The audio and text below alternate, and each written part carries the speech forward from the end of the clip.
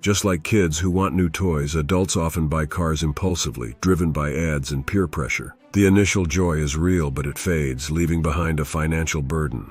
Thinking of buying a new car, you might want to think again. It's a big decision with many considerations. Let's explore why your dream car might be more of an expensive toy than a necessity.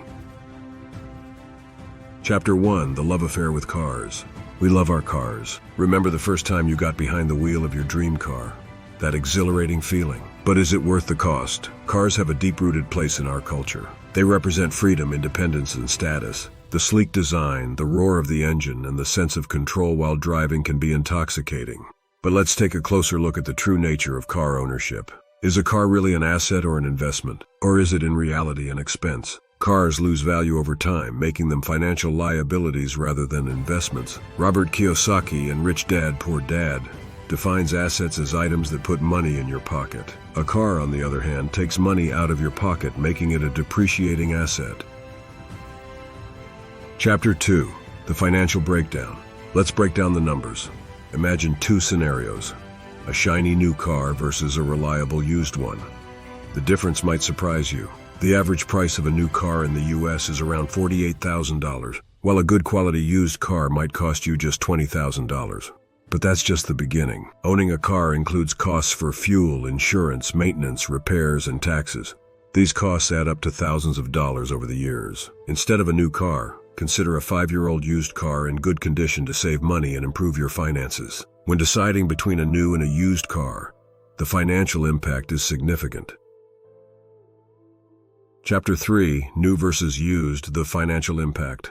New cars lose value quickly, 20% in the first year and 15% each year after. Used cars depreciate slower, losing about 10% per year. When you drive a new car off the lot, it immediately loses about 20% of its value. This steep initial drop is followed by a 15% annual depreciation rate over the next few years. By the end of the first 5 years, the car's value might have dropped by nearly 60%. On the other hand, used cars depreciate at a slower rate, about 10% per year, making them a more financially sound option. Depreciation is the silent enemy of car owners. This steady decline means that your car, which was once a shiny new possession, becomes worth significantly less in a relatively short period. Buying a used car allows you to avoid the steepest part of the depreciation curve, retaining more of your investment's value over time.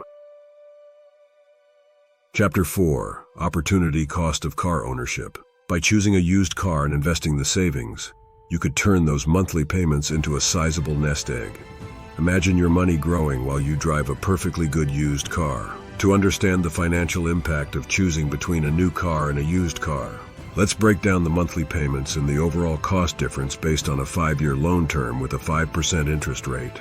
For a new car costing $48,000 with a $10,000 down payment, the monthly payment would be $717.11. For a used car costing $20,000 with a $10,000 down payment, the monthly payment would be $188.71. By opting for a used car instead of a new one, you save approximately $528.39 per month on car loan payments. Investing these monthly savings in an S&P 500 index fund with an average annual return of 8% over a 5-year period would accumulate to approximately $38,824.44. If you then let this amount grow for an additional 30 years without making any further contributions, the investment would grow to approximately $424,573.54. This calculation illustrates the significant long-term financial benefits of choosing a more economical vehicle and investing the savings wisely. Opportunity cost is a crucial concept in financial planning. When you spend money on a new car, you're not just losing that amount. You're also losing the potential earnings from investing that money elsewhere. This significant growth highlights the importance of considering long-term financial health over short-term gratification. Even after knowing this, a lot of people will choose to buy a new car. Let's discuss some of the reasons for making such a bad financial decision.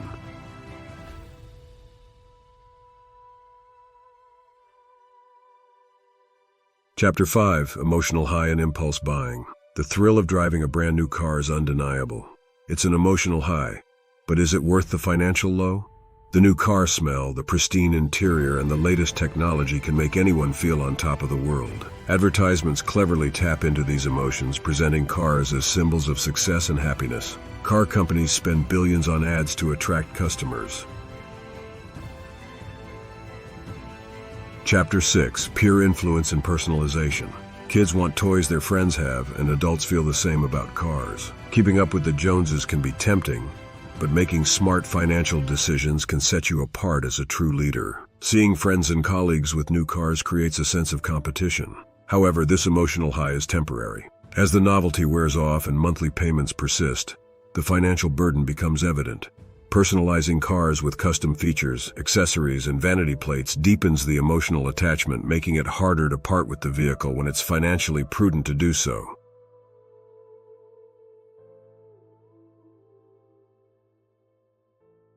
Chapter 7: Conclusion.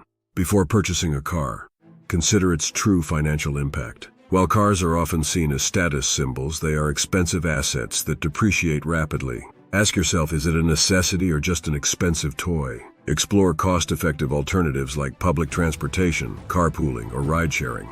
If owning a car is essential, opt for a used one to minimize initial costs and depreciation.